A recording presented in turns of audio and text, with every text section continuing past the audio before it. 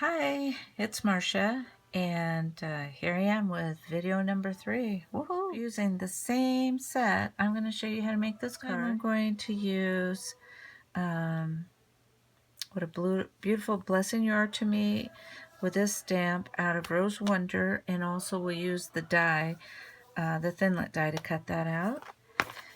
We'll also use Swirly Bird. We're going to have some more fun with these, trying to get a whole different effect. And also with the Swirly Scribble Thinlit dies, we'll be using these dies. Just on some white cardstock, using these dies, I want you to cut out a couple of these, and then we'll go on to the next step, which will be getting this out of the way.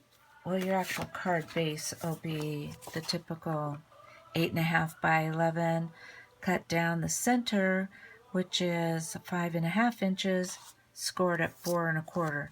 Then you actually have 2 card bases. So we're going to be using one of those.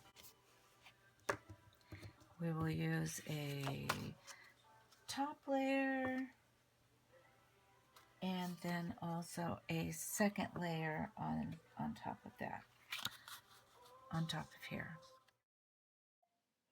I pre-cut my layers and have them handy out of white cardstock. Fits a A2 size card, which is the card made for using. First layer is 5 1/4 by 4 inches. I can get 4 out of a sheet. Second layer is 5 by 3 3/4 inches, and I can get that out of a sheet. And then 4 3/4 by 3.5. I can get 5 out of one 8.5 by 11 sheet. So what I did is I just grabbed my layers 1 and 2 out of there, and that's what I'm going to start with. First layer here is the layer 1, and that was the one that is 5 1/4 by 4 inches. I have my little pieces cut out on the Big Shot with the Thinlits, and I'm going to get a sponge, and I'm using Flirty Flamingo. These are some of the new ones. We've got 3 of the new ones this time. Sweet Sugar Plum, Emerald Envy, and then I'm using a subtle color, Wisteria Wonder, and also another subtle color, Pear Pizzazz. So what I'm going to do with this, first of all, is just get with my Flirty Flamingo. I'm using, and I'm going to kind of hold it steady so it doesn't flip around. And I'm just going to start sponging over that. I'm just going to hold these little die cuts, which are now our templates, and going to just gently sponge over them. I'm trying to hold them down with my fingers in such a way that I can not move around that template too much. And so I just try to sponge right near by where my fingers are. And I also use different colors just to give it a little bit different effect.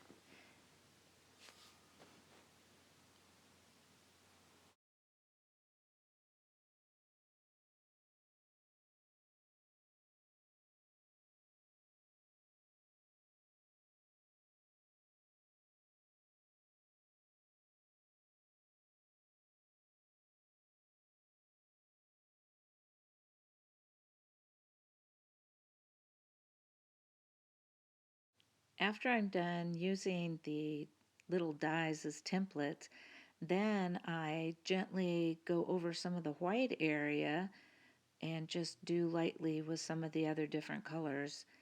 And if I do a little bit too dark, I'll put the template down and I'll just do some more sponging, and then it comes back. Just like that. There it is. Here our little templates got colored in the process of doing our beautiful background, and now I'm going to take one of the stamps from Swirly Bird and use it to add a little bit more to our layer here. Just adding a few stamps here and there.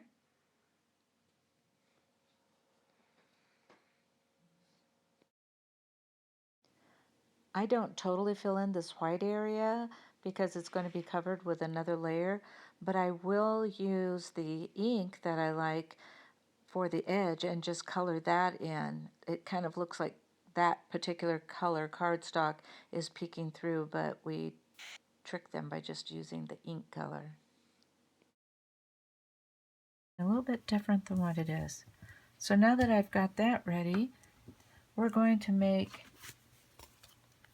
this green layer here. And so I get my next size layer, and I get this thinlet from the swirly set. And what I'm going to do is I'm going to place these edges right here and move it until I can see it here. And it might be angled a little bit or not, but I want this shape on here and this shape right here, because we're going to use the punch out, and then this is going to be our layer. And after you get it out of the big shot, then it comes off like this, and then you just throw the little scrap off this edge. But then what you can do is you can turn this around, and this is going to fit perfectly in there. Look at how well that layers. But now what I'm going to do, I'm going to do the very similar thing I did with the flowers. I'm using Emerald Envy and Pear Pizzazz. And this one, I'll be doing the different greens on here. So this is going to color this top piece and the bottom piece. Just like we did with the pink inks, now we're going to do this with the green inks all over this area, switching the colors up, moving the little template around, just going off the edge with it with the sponge, and get some vine looking things in there. And now we're very lightly with a sponge, we're going to fill in over the white area. Where I did the darker green, now I'll use the lighter green and vice versa.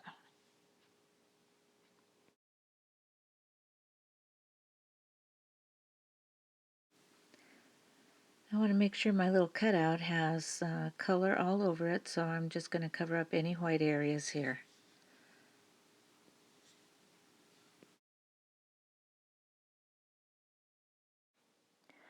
Got all the white area covered up, but I'm just going to, with the stamp and some green ink, I'm going to add a little bit on top of this cutout just to give it a little bit of a cool factor. And with the same stamp, but with the flamingo pink, I'm going to just add some background flowers in our little garden area here. It's going to be awesome. I'll have to tell a story on myself about this Tombow glue, because I've only been stamping maybe 5-6 months, and I saw this glue being used by someone making a video. Thought, oh, I like the way that works. So I bought some, and I just discovered the other day that I can do that and then have a wider one. I've never used it yet, but I definitely laughed at myself. So here we have a point, but this edge has smooth all the way, and that kind of follows that line. So that's where I'm going to line this one up with, is on that side. I'm just going to put in there. You can see our little flowers popping through. I love that. Love it, love it. Piece of scrap paper. What I do is I get my greens, and I just put greens all over.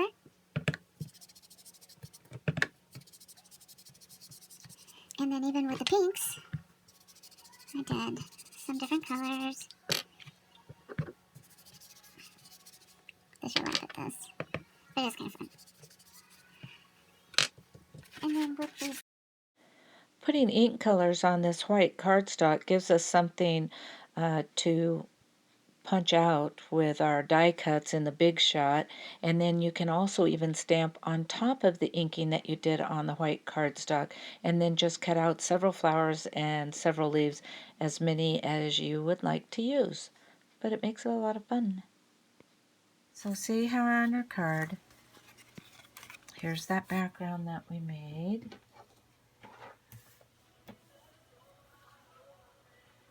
That would be this part, and then we had these are a byproduct of that technique, which I've done that with Rose Wonder too, and it's so much fun. And then this part we did, this will be going right here. And if you want, we could even lift those up with dimensionals and just give it a little bit more depth. So now what I do here is I just attach these. The only thing is you want to leave some space to where your leaves are going to go. I'll put this one in the middle, put this one down here. I'll little guys I made from the leaves and that. And you can have the card going this way, or you can have it open up that way, whatever it looks good for you. And I've already made a sentiment with out of the Rose Wonder, what a beautiful blessing you are to me, and with a stamp. And so maybe I'll put that down there as well, and or I could even put it up here, and then just move these a little bit different area. That way that's more elevated. So there's just so many different ways you can do it. Maybe I might even put it there to be able to see some of those. If I made the card this way, we could put it here. I like to audition all different directions that you can go. And you know what? I kind of like this one right here. So what I'm going to do is I'm going to get ready to glue my little leaves on.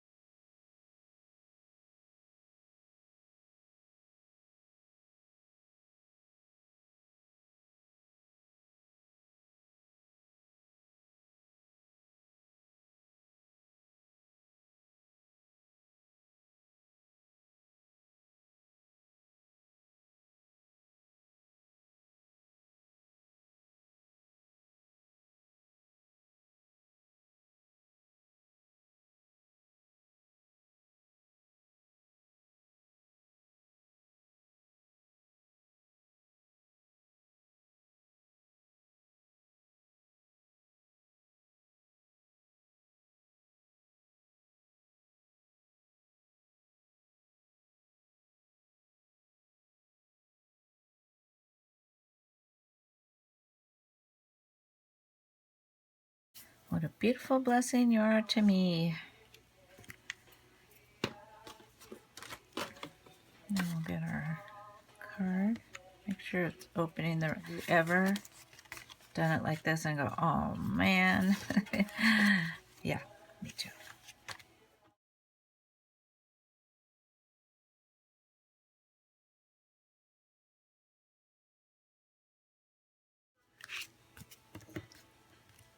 So similar but different, and you just keep growing and growing and come up with different designs. That's what's so fun about this. So I appreciate your time. Thanks so much for watching and subscribing to my YouTube channel. I appreciate you more than you know. Thanks so much, and have a blessed day. Be a blessing and be blessed. Thank you.